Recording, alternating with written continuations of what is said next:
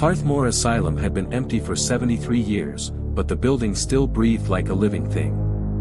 Locals avoided the hill it sat on, saying the air around it felt too heavy, as if it remembered. The asylum was condemned, sealed, forgotten, yet every winter, people swore they saw a dim yellow light flicker in one of the upper windows. No one ever went inside to confirm it. No one except Lena Briar, a journalist known for going too far for a story. She didn't believe in curses, hauntings, or trapped souls. She believed in proof, and she believed in her camera. She came to Hearthmoor for a simple reason: disappearances from the 1940s that no one ever solved. She hoped for answers. What she found was something that had been waiting. The front doors were chained shut, but the side service entrance had rotted away long ago. Lena slipped through the dark opening, her flashlight cutting a narrow cone through swirling dust. The temperature dropped so sharply her breath plumed white even though it was autumn. The smell inside was wrong, less like mold and more like something metallic, like dried blood. Her boots echoed across cracked tile as she whispered notes to her recorder. Entering main facility. No signs of recent trespass. Air quality extremely poor. Somewhere in the endless darkness ahead, something shifted.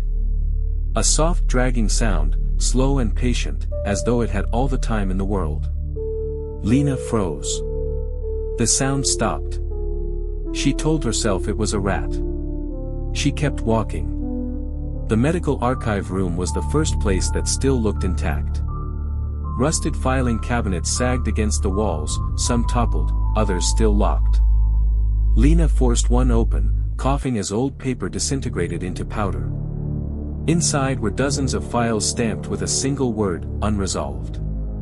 Hearthmoor's final days had been chaotic, with patients vanishing, alarms failing, and staff abandoning the building overnight. No official records explained why. Lena found one file thicker than the rest, marked with a red ribbon. Inside were sketches of a patient who shouldn't have existed, long limbs, a face blurred out, and notes in frantic handwriting: "It mimics. God forgive me, it mimics." Another line: "Do not respond when it calls your name." A third: "It learns the people who enter." She snapped a photo. Behind her, something whispered her name. Lena whipped around, flashlight trembling in her hands. The beam revealed only dust drifting in the stale air. "Probably my mind," she muttered, though she didn't believe it. She moved into the hallway and nearly screamed. Her flashlight caught a silhouette at the far end. Tall. Still. Human-like but not shaped correctly. She blinked, and the figure bent sideways in a way no spine should, slipping behind a corner without a sound. The hallway dimmed as if the building inhaled deeply. Her recorder crackled in her pocket. A voice, distorted, low, spoke through it: "Lena. Lena, help me." It was her brother's voice. He'd died 5 years ago. She dropped the recorder, her hands shaking violently. Hearthmoor wasn't just haunted, it remembered. The deeper Lena went, the more the asylum seemed to change behind her. Rooms she passed were no longer where they should be. Doors she thought she'd closed were now open, swaying as if someone had just slipped through. She reached the treatment ward, its door splintered, hinges twisted like melted plastic. Inside, dozens of restraints hung from the ceiling like skeletal vines. The walls were carved with words, thousands of them, scratched by desperate hands. All of US. Help. Don't turn around. And repeated again and again, IT copies US too well. A faint scraping noise rose behind Lena. She didn't turn immediately. She let her camera do the looking. When she checked the viewfinder, she saw a shape standing inches behind her. Tall. Featureless. Tilting its head like a curious animal. She spun around, nothing. But the smell in the room changed, growing warm and rotten, like something living had just exhaled. Her breath quickened. A voice called from down the hall: "Lena. Over here. Please, help me." It was her own voice. Same tone. Same break in the middle of the word, please. It was repeating her fear back to her, learning her. She backed away, but the voice grew louder, closer, desperate. Lena. Lena. Lena.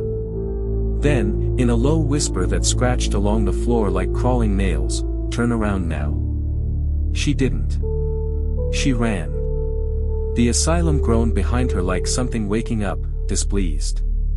She stumbled into a surgical theater, its glass ceiling cracked and clouded with age. The metal operating table stood in the center, straps opened, as if welcoming her.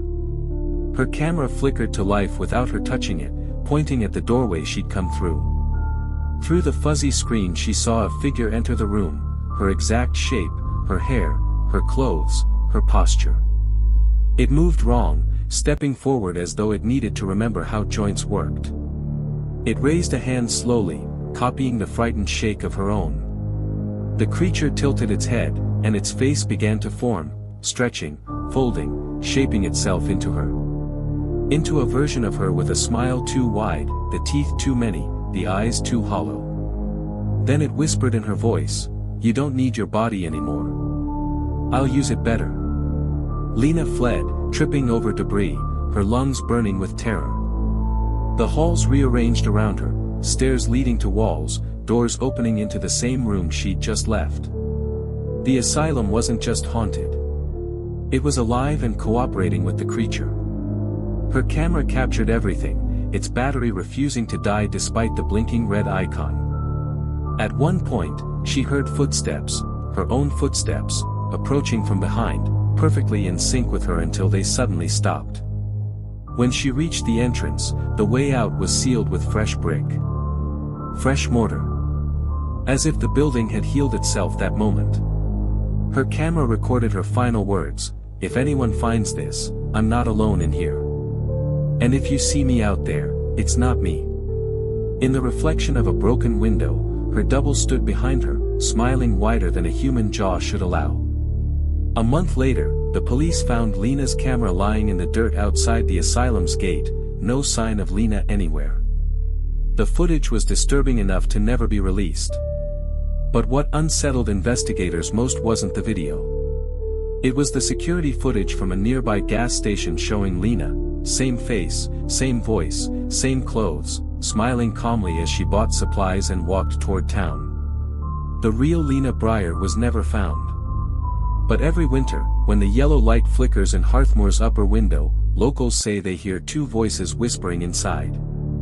One begging. One laughing. And both of them sound exactly like her.